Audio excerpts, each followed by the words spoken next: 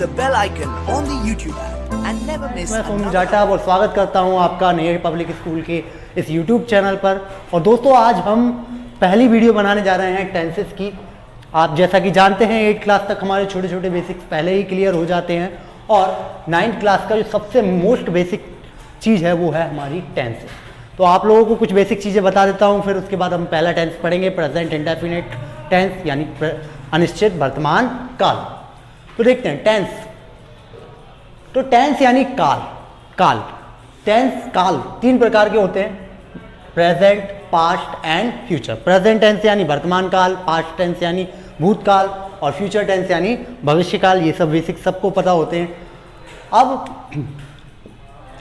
आज हम पहले प्रेजेंट टेंस को स्टार्ट कर रहे हैं और उसकी चारों वीडियोस में चारों अलग अलग उसके टाइप्स को कवर करेंगे और आगे उनके साथ बढ़ेंगे। ठीक है, तो देखते हैं प्रेजेंट टेंस। प्रेजेंट टेंस में हो चाहे पास्ट टेंस में हो चाहे फ्यूचर टेंस में हो, हर एक टेंस में अलग अलग 4 टाइप्स होते हैं।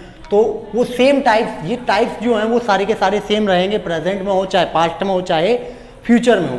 तो इन टाइप्स के बारे में एक बार पढ़ लेते हैं, फिर हम पहला टाइप लेकर चलेंगे प्रेजेंट इंडेफिनिट और उसके बारे में जानेंगे। तो पहला टेंस है प्रेजेंट इंडेफिनिट यानी अनिश्चित वर्तमान काल। ऐसे वाक्य आते हैं इसके अंतर्गत जिसका समय अनिश्चित होता है, मतलब करते तो हैं परंतु उसका समय अनिश्चित है। फिर प्रेजेंट कॉन्टिन्यूअस या प्रोग्रेसिव टेंस। प्रेजेंट कंटिन्यूअस या प्रोग्रेसिव टेंस यानी अपूर्ण वर्तमान काल, यानी ऐसा काम जो वर्तमान में चल रहा है अभी भी पूर्ण नहीं हुआ है, यानी निरंतरता को व्यक्त करता है ये वाला tense. Present perfect tense. Present perfect tense यानी पूर्ण वर्तमान काल। पूर्ण वर्तमान काल ऐसे वाक्य जो वर्तमान में पूरे हो चुके हैं। फिर present perfect and continuous tense, पूर्ण अपूर्ण वर्तमान काल, यानी ऐसे वाक्य जो अभी आधे पूरे हुए हैं और अभी भी चल रहे हैं। तो हम दोस्तों इसको रफ कर देते हैं, आप चाहें तो स्क्रीनशॉट ले लें।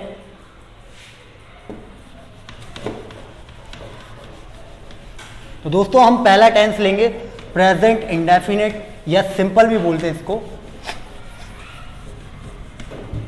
तो पहला टेंस जो है हमारा वो है प्रेजेंट इंडेफिनिट या सिंपल।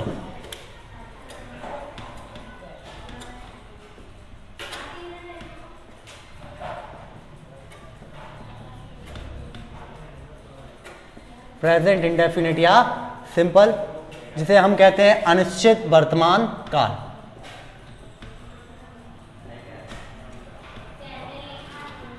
वर्तमान काल।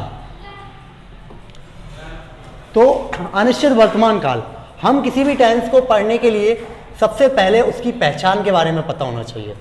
तो यहां पहचान ये है कि वाक्यों के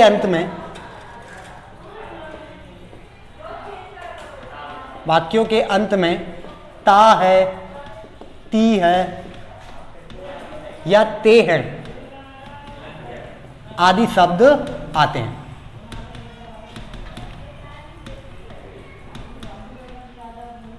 या फिर इसके अंतर्गत ऐसे वाक्य आते हैं जो यूनिवर्सल फैक्ट हैं, जैसे सूर्य पूर्व से उदय होता है, पश्चिम में अस्त होता है, या फिर हमारी हैबिट यानी हम कोई काम रोज करते हैं, इस तरीके के वाक्य इसमें आते हैं, या हमारी नापसंद या पसंद को बताता है ये टेंस।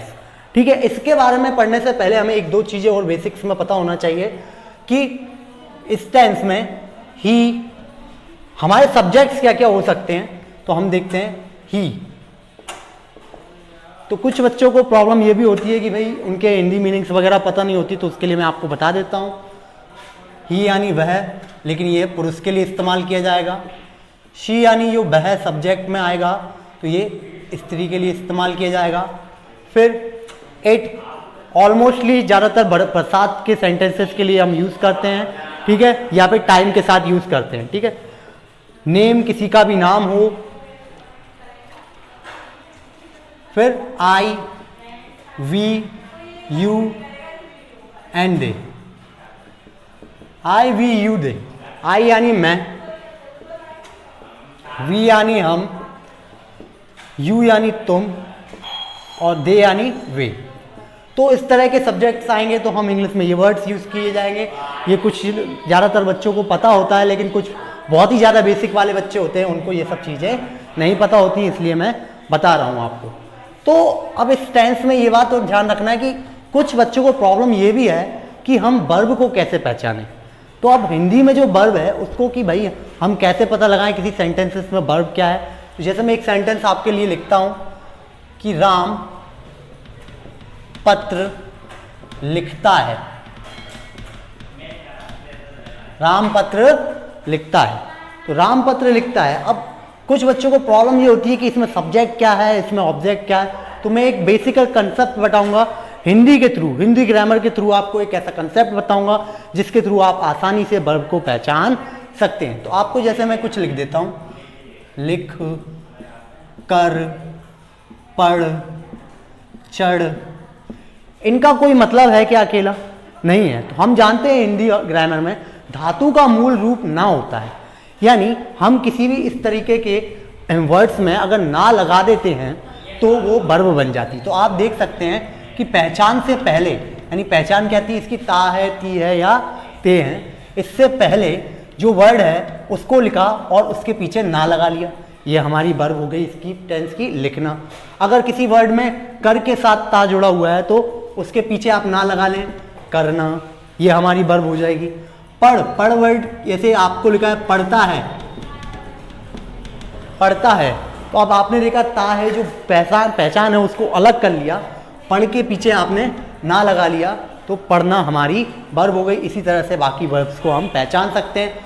और क्रिया का प्रभाव जिस चीज पर किया जाता है, जिसको किया जा रहा है, जैसे राम फल खाता है, किसको खा रहा है? फल को, तो वो हमारा ऑब्जेक्ट हो, यानी क्रिया का प्रभाव जिस पर पड़ता है, जिस पर हम काम कर रहे हैं वो हमारा ऑब्जेक्ट होता है। लिख किसको रहे हैं हम? पत्र को, तो इसमें हमारा ऑब्जेक्ट क्या है? पत्र। तो देख सकते हैं सब्जेक्ट यानी कर्ता, कर्ता काम कौन कर रहा है? राम। इसमें हमारी वर्ब क्या है? लिखना, लिखना हमारी क्या है? वर्ब है।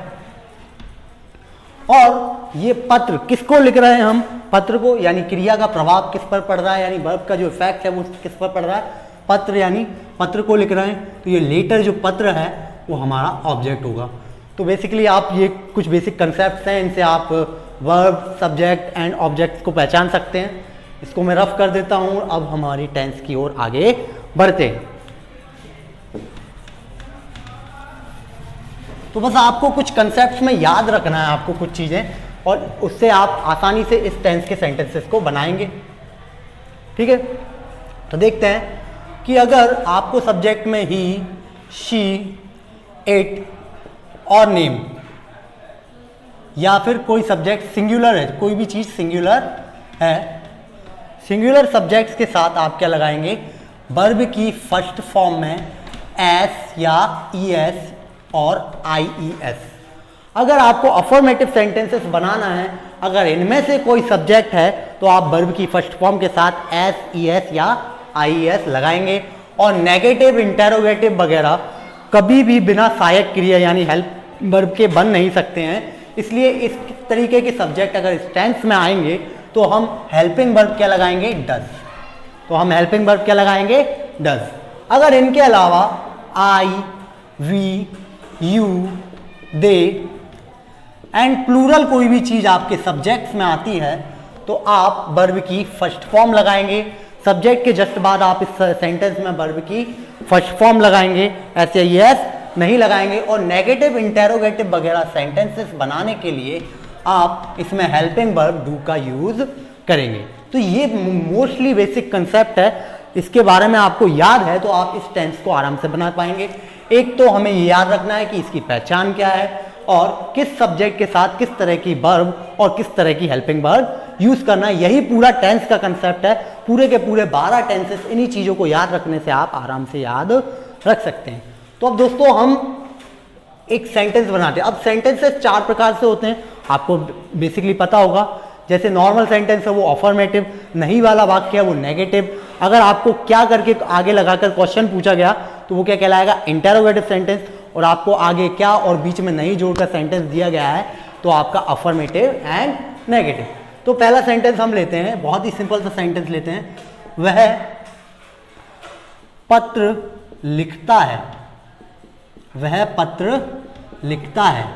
तो हमें कोई भी टेंस बनाने से पहले सबसे पहले उसकी फोकस करना है आपको उसकी पहचान पर। तो आप देख सकते हैं कि यहां पर क्या लगा है? लास्ट में ता है, ती है या ते है में से एक लगाए, यानी हमारा टेंस कौन सा हो गया, प्रेजेंट इंडेफिनिट है, प्रेजेंट इंडेफिनिट है। अब हम यहाँ पर वर्ब पहचानना चाहें तो देखो हमारी पहचान को अकेला अलग कर दें अपन, ता है ती है को अलग कर दें, तो उसके आगे वर्ड क्या बचा है, लिख, क्या बचा है, लिख। उसके आगे अगर आप ना लगाते हो तो लिखना हमारी क्या हो जाएगी, वर्ब, यानी right, this is our verb, ठीक है। फिर पत्र को लिख रहे हैं, यानी हमारा ऑब्जेक्ट क्या हो गया, पत्र।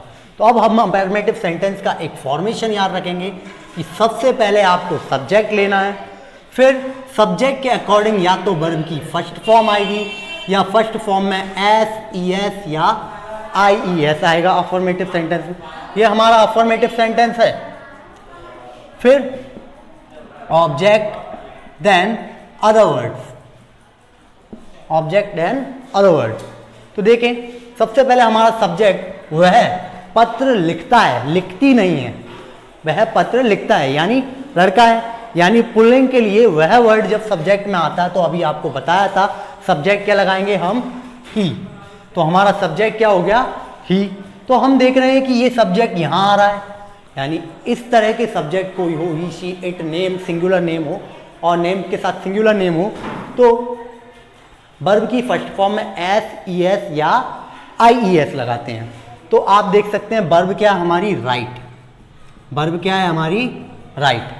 अब हमें सबसे बड़ी प्रॉब्लम ये है कि हम कहाँ एस लगाएं, कहाँ ई एस लगाएं और कहाँ आई ई एस लगाएं। तो उसके लिए भी दोस्तों आप एक बेसिक कंसेप्ट याद रखिए कि जिन वर्ब्स के एंड में, जैसे ये वर्ब है, इसकी लास्ट स्पेलिंग ई पर खत्म हो रही है, इसी तरह से अगर कोई भी वर्ब है उसकी spelling A, I, O, you in पर लास्ट होती है, यानी उनकी जो स्पेलिंग है वो इस पर खत्म होती है, तो हम ई एस लगाएंगे।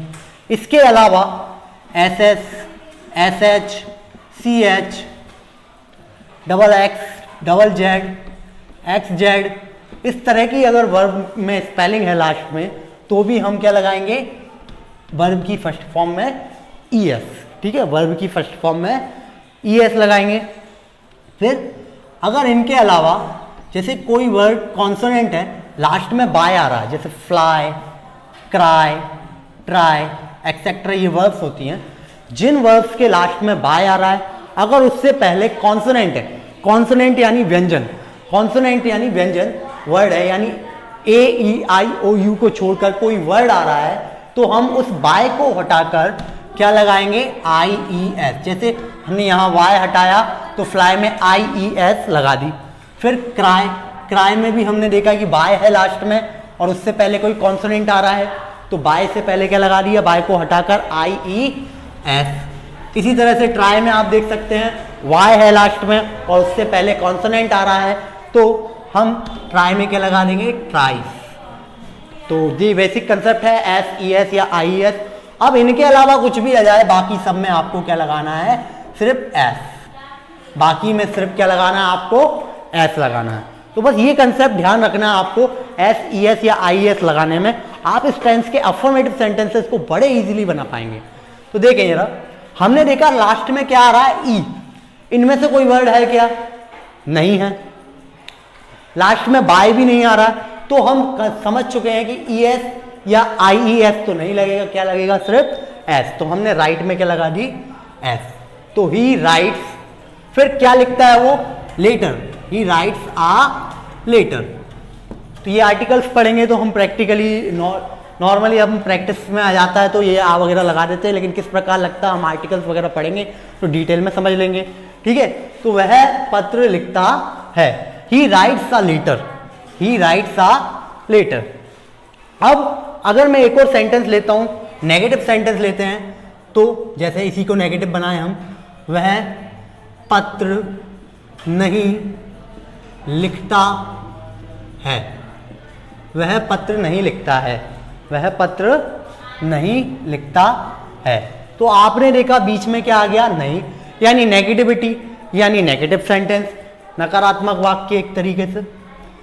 तो इसको नेगेटिव बनाने के लिए एक फॉर्मेशन यूज करते हैं हम, सब्जेक्ट प्लस डू या डज प्लस नॉट, और डू डज जब भी आ जाता है उसके बाद हमेशा वर्ब की first form plus object and other word. तो ये नेगेटिव सेंटेंस बनाना है, इसी को हमको क्या बनाना है, नेगेटिव बनाना है। तो आप देख सकते हैं सब्जेक्ट क्या, वह यानी ही, सब्जेक्ट क्या है, ही। अब हमें डू या डज में से एक वर्ब का यूज करना है, हेल्पिंग वर्ब का, डू या डज में से। तो आप देख सकते हैं सब्जेक्ट क्या है, ही। तो आप देख रहे हैं कि यहाँ पर हेल्पिंग वर्ब का क्या यूज किया जा रहा है, डज का। तो जब सिंगुलर सब्जेक्ट के साथ होगा तो वो वहाँ पर हम हमेशा हेल्पिंग वर्ब में डज का यूज करेंगे। तो हमने ही के बाद क्या लगा दिया, डज। फिर नेगेटिव है तो नॉट लगाएंगे, नॉट लगा दिया। फिर सिर्फ वर्ब की फर्स्ट फॉर्म, ये एस या यस अब नहीं लगेगा, तो राइट। फिर क्या लिखता है वो, a letter, he write a letter, he does not write a letter. तो ये हमारा नेगेटिव सेंटेंस बन गया। सब्जेक्ट आएगा और सब्जेक्ट के अकॉर्डिंग ही डू या डज में से कोई हेल्पिंग वर्ब आएगी, फिर नॉट लगाएंगे, वर्ब की first form, then object, then other words. तो हमने ये सेंटेंस बना लिया बड़े इजीली। अगर इसी सेंटेंस को मैं इंटेरोगेटिव बनाना चाहूं, इंटेरोगेटिव यानी प्रश्नवाचक, तो क्या होगा इसका सेंटेंस कि क्या वह पत्र लिखता है, क्या वह पत्र लिखता है, क्या वह पत्र लिखता है। तो क्या वह पत्र लिखता है, यानी ये हमारा इंटेरोगेटिव सेंटेंस हो गया। यानी आगे क्या लग रहा है, क्या, क्या वर्ड जब आगे जोड़कर आ जाए और बीच में नहीं है तो क्या लगाएंगे हम, इंटेरोगेटिव सेंटेंस है। और इंटेरोगेटिव सेंटेंस में कुछ नहीं करना, ये जो हेल्पिंग वर्ब है उसको आगे कर देना फॉर्मेशन में।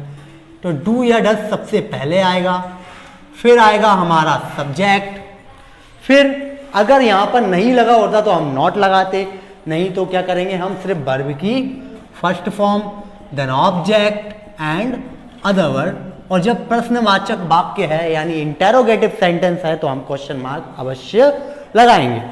तो हम देख सकते हैं कि सब्जेक्ट के अकॉर्डिंग ही इन दोनों हेल्पिंग वर्ब में से एक आती है। तो अब ये सब्जेक्ट क्या है हमारा, वह, यानी सब्जेक्ट क्या है हमारा, ही, और ही के हिसाब से हमारी हेल्पिंग वर्ब क्या लगेगी, डज। तो हम डू या डज में से स्टार्टिंग में क्या लगा देंगे, डज, डज लगा दिया। फिर हमारा सब्जेक्ट आना है, तो सब्जेक्ट क्या था, ही। फिर हमारी वर्ब की फर्स्ट फॉर्म आनी है, जैसा कि हम देख चुके हैं कि वर्ब क्या है, राइट यानी लिखना। तो हमारी वर्ब क्या थी, राइट यानी लिखना। फिर क्या लिखता है वो, आ लेटर यानी एक पत्र। फिर लास्ट में हम क्वेश्चन मार्क लगा देंगे क्योंकि ये इंटेरोगेटिव सेंटेंस। अगर मैं इसी फॉर्मेशन को इंटेरोगेटिव प्लस नेगेटिव बनाना चाहूं तो क्या होगा, इंटेरोगेटिव प्लस नेगेटिव, यानी क्या भी लग जाए उस सेंटेंस में और नहीं भी लग जाए। तो क्या और नहीं दोनों सेंटेंसेस में लगे हैं। जैसे मैंने इस सेंटेंस को बनाया, क्या वह पत्र नहीं लिखता है, क्या वह पत्र नहीं लिखता है। तो हमने ये देखा कि भाई क्या भी लग रहा है और नहीं भी लग रहा है, यानी इंटेरोगेटिव भी है और नेगेटिव भी है। तो हम पहले हेल्पिंग वर्ब लगाएंगे, डू या डज, फिर देन सब्जेक्ट लगाएंगे, फिर सब्जेक्ट के जस्ट बाद ही हर इंटेरोगेटिव नेगेटिव सेंटेंस में हमेशा सब्जेक्ट के बाद ही नॉट लगेगा। फिर वर्ब की first form, then object, then other words and last में क्वेश्चन मार्क। तो आप देख सकते हैं कि हमारा सब्जेक्ट क्या है, ही, वह वर्ड लग रहा है यानी सब्जेक्ट ही है, और ही के साथ हमें पता है सिंगुलर सब्जेक्ट है तो हमेशा हेल्पिंग वर्ब क्या लगेगी, डज लगेगी, डज लगेगा। फिर सब्जेक्ट क्या था हमारा, ही, तो हमने सब्जेक्ट लगा दिया ही। फिर सब्जेक्ट के बाद हमारी फॉर्मेशन में क्या है, नॉट, तो हमने क्या लगा दिया यहां पर, नॉट। देन क्या लगाना है, वर्ब की फर्स्ट फॉर्म, तो आप देख सकते हैं वर्ब क्या है यहां पर, राइट, राइट यानी लिखना। क्या लिखता है भैया, आ लेटर, तो हमने आ लेटर और नीचे लिख दिया। तो आप देख सकते हैं कि हमने एक ही सेंटेंस को चारों फॉर्मेशंस में कैसे बनाया है। तो आप इसके स्क्रीनशॉट ले लें, हम और सेंटेंसेस की प्रैक्टिस करते हैं प्लूरल के साथ, है ना। तो इसमें जगह नहीं है तो आप इसके स्क्रीनशॉट ले लें ताकि मैं इसको रफ कर दूं।